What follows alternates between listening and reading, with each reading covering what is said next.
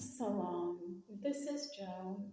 The Korean reading today is Sura 66. It's about divorce. It's called Tahrim. The actual title in the clear Korean is Prohibition. At first, I thought it had to do with mostly allowing divorce and dissolution. But when I looked at commentary, it said that it was more to pay attention to all the laws relating to marriage and divorce and to make sure you keep them. I'm going to start with the prayer I found on a website called soundvision.com. Oh Allah, bless our marriages. Let them be a means to become closer to you in love with devotion, a source of untold blessings and joy.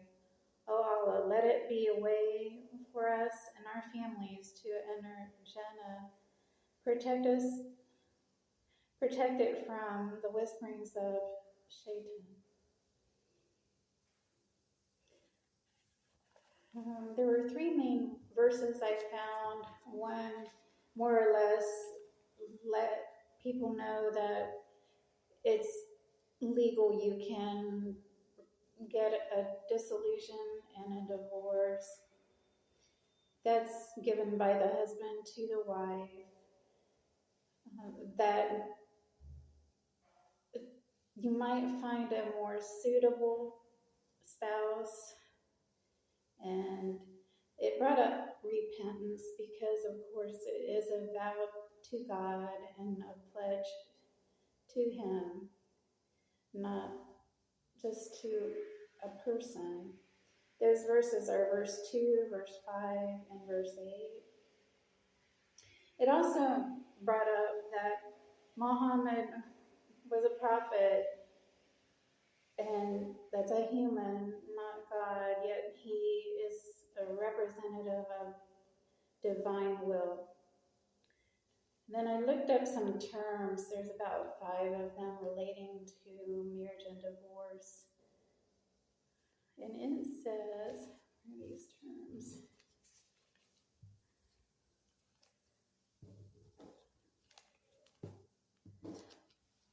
There's a word they used in the ceremony. It was QUBOOL, that you just both say that you accept marriage. Another term I saw was KHULA, and it had to do with if your spouse is unable to provide for you your needs like shelter or maintenance, that consent is given for the end of the marriage and or the starting of its end.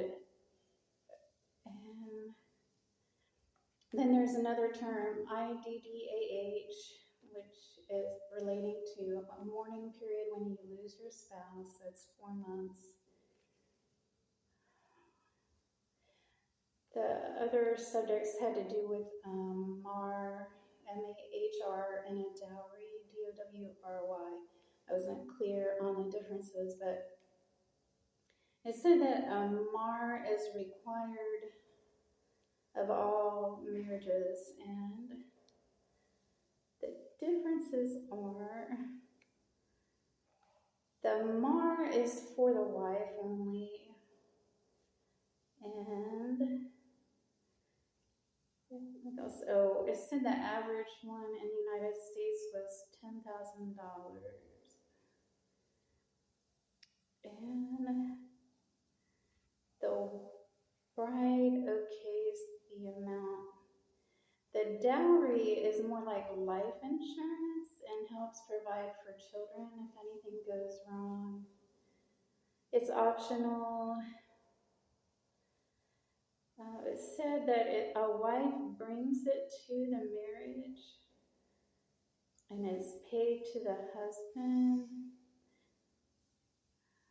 It can be cash or gifts.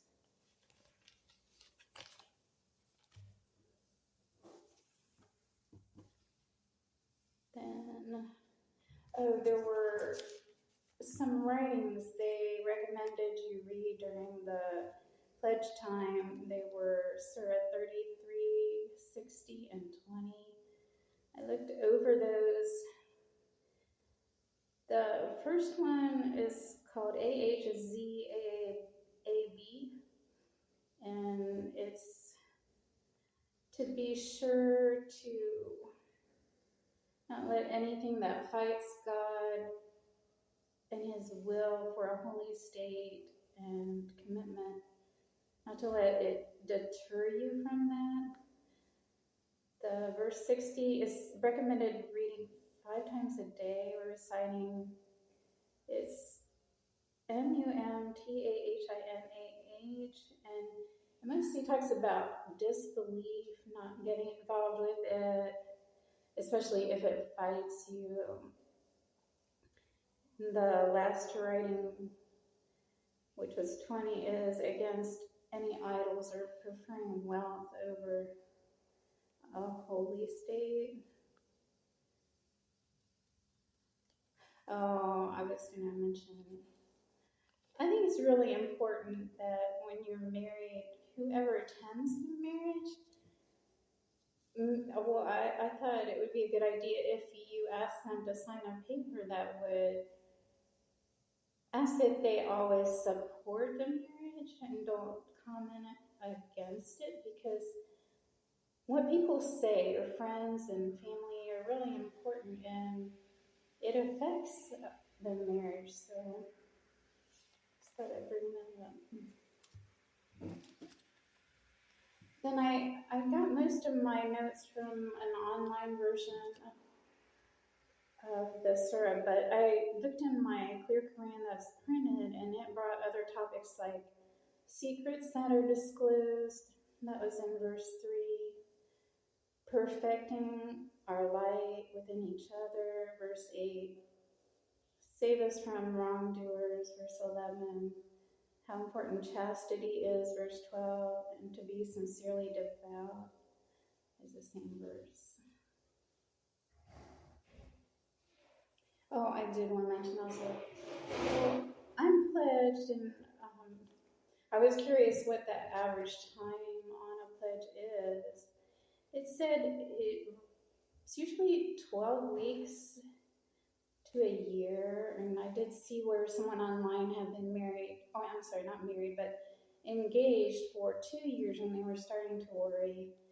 They brought up the fact that they were 2 different religions, and one had a disability, and the advice, what they said they didn't recommend meeting a lot during that period of time, that if you did, to take another Muslim with you, that if you introduced family, to make sure the Muslims were there.